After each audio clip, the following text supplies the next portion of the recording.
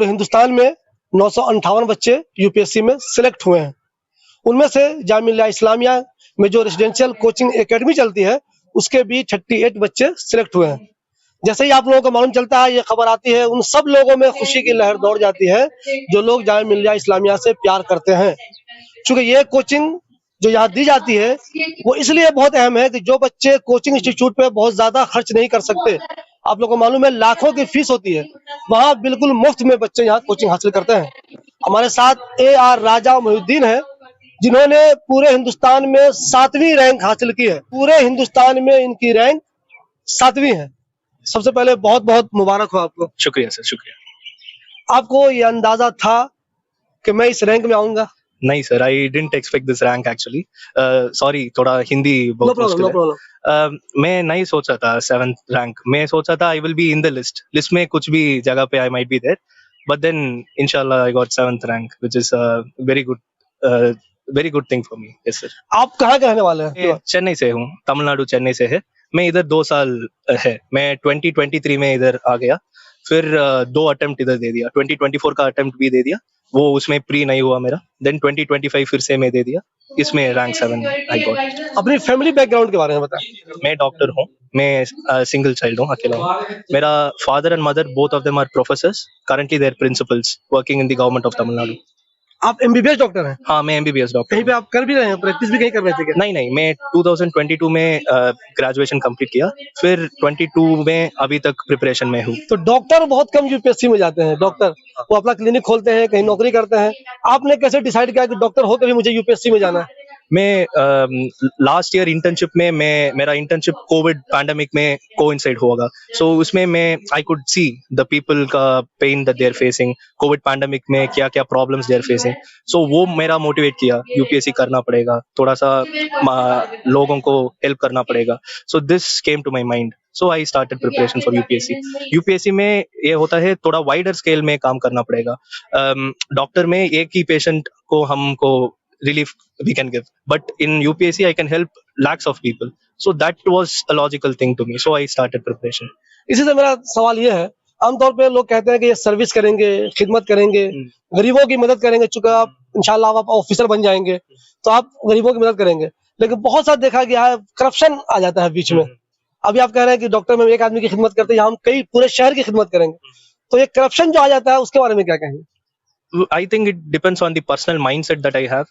I have never thought about this thing at all. I've always been for the people, always. Since I went into medical field for this only, to serve the people, and I will be continuing it now in a wider scale. I won't even be thinking of these things. आपकी इस success में जामिया इस्लामिया के जो पीछे building देख रहे हैं हम लोग, centre for coaching and career planning residential coaching academy, इसका कितना रोल है?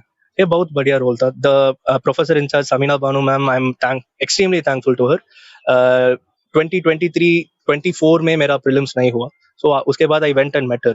Then I met her, I asked her what to do. Then she helped me a lot, how to be focused on the studies. यहाँ पे पढ़ाई, just studies doesn't happen. They also help you to manage the mental stress. So that helped me a lot. Because ये काफी लंबा journey है, 3 साल 4 साल का जर्नी है. For sustaining throughout this journey, we need mental strength. For that, this place helped me a lot. I'm forever grateful to Jamia Millia Islamia. जो बच्चे यूपीएससी में आना चाहते हैं उसको आप क्या मशवरा देंगे, क्या गाइड करेंगे उसे? पहले अंडरस्टैंड कर लो यूपीएससी में क्या सिलेबस है, क्या what they are wanting from you. First understand that they want you to just stick to the syllabus and study what is given there and then go and give the exam bus. And second mein, apart from the exam, also think about the people.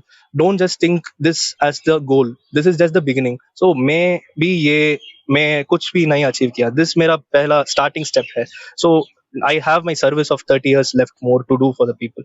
So that should also be there in the mind, where they should think that this is just the beginning, and they should also think about what they will do for the people. So these two things, it should be there. And third thing, mental strength, mental health सबसे ज़्यादा important है. So that we should keep. Talk to friends, talk to family, be around with family. So that is very important. इसके बारे में, इस coaching के बारे में, कोचिंग के बारे में कहा जाता है, कुछ लोगों का कंफ्यूजन है कि पूरी तरह से फ्री है, तो यहाँ फ्री क्या चीज है और पेड क्या चीज है?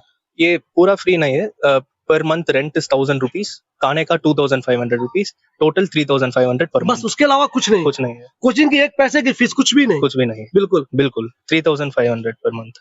देखिए दोस्तों, अगर आप भी चाहते हैं कि आपका नाम रोशन हो, आपके माँ बाप का नाम रोशन हो, जामिया का नाम रोशन हो, और आप भी यूपीएससी की तैयारी करना चाहते हैं, तो अभी इसका फॉर्म अप्रैल में निकलने वाला है।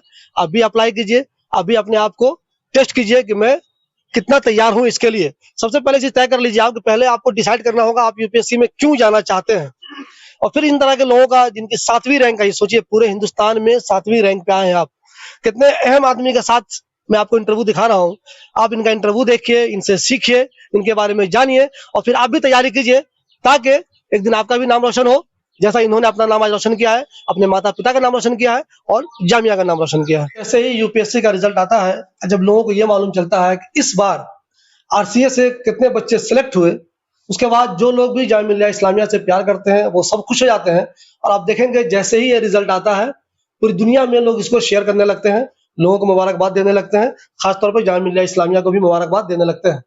लेकिन सोचिए उसकी खुशी का कितना ठिकाना होगा जो आरसीए को हेड करते हैं, जिनकी जिम्मेदारी है इन बच्चों को देखना, इनकी तालीम पर नजर रखना, इनके खाने पर नजर रखना, पूरी तरह से जो आरसीए रेजिडेंशियल कोचिंग एकेडमी इस पूरी तरीके से इस पे नजर रखना। हमारे साथ प्रोफेसर समीना बानो है, ये इंचार्ज है यहाँ की। सोचिए इनको कितनी खुशी होती होगी जब इनको ये मालूम चला होगा कि हमारे सेंटर से 38 बच्चे कामयाब हुए हैं। जी हाँ, आरसीए से इस बार 38 बच्चे यूपीएससी में सिलेक्ट हुए हैं। मैडम आपको कितनी खुशी हो रही है इस रिजल्ट के बाद? बहुत खुशी हो रही है, ऊपर वाले का बहुत शुक्र है। बच्चों ने बहुत मेहनत की।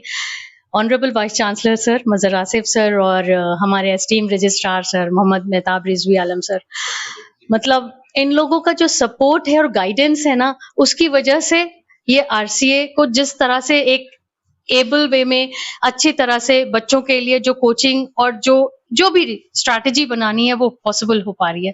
तो इसलिए आज मैं बहुत खुश हूँ क्योंकि बच्चों ने बहुत मेहनत की है और उन्होंने हमें बहुत फक्र महसूस कराया है आज। मैडम आपके जो एक स्टूडेंट है यहाँ जो कोचिंग कर रहे थे AR राजा मोहिउद्दीन, उनको ऑल इंडिया 7वीं रैंक आई है जी। उनके बारे में क्या कहेंगे? उनको आप देख रहे होंगे कोचिंग के दौरान, तो क्या अंदाजा था, आपको उम्मीद थी कि ये इस रैंक पे आ सकते हैं?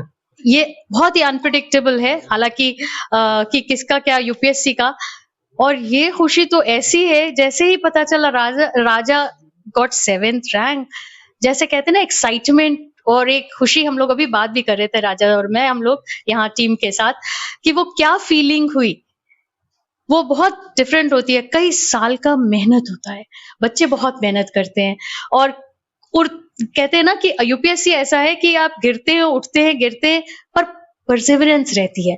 That works, that determination works, and वही राजा ने किया। राजा लगे रहे और देखिए ना, आज उन्होंने जामिया मिल्लिया इस्लामिया आरसीए को एक इतना अच्छा तोहफा दिया है उनके जरिए, एंड हम सब उनके लिए प्राउड फील कर रहे हैं। मतलब आने वाले दिनों में जल्दी जो है आरसीए का फॉर्म निकलने वाला है, जी जी। तो आप उन बच्चों से जो चाहते हैं कि यूपीएससी में हमें भी जाना चाहिए, क्या कहना चाहेंगे?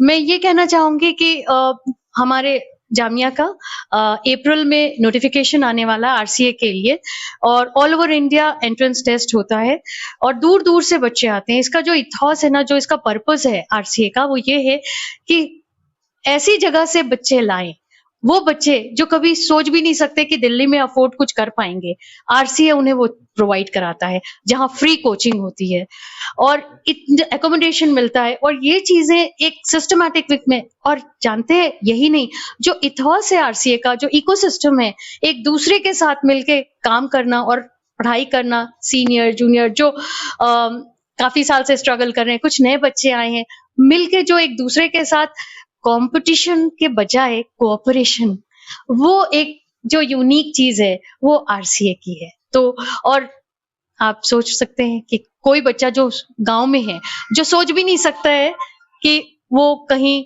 आई mean because it's very expensive to stay in Delhi and do any coaching, पर यहाँ तो इन्हीं बच्चों के लिए है, इन्हीं बच्चों को, और हमें खुशी होती है कि इन बच्चों के ख्वाब आरसीए पूरे करता।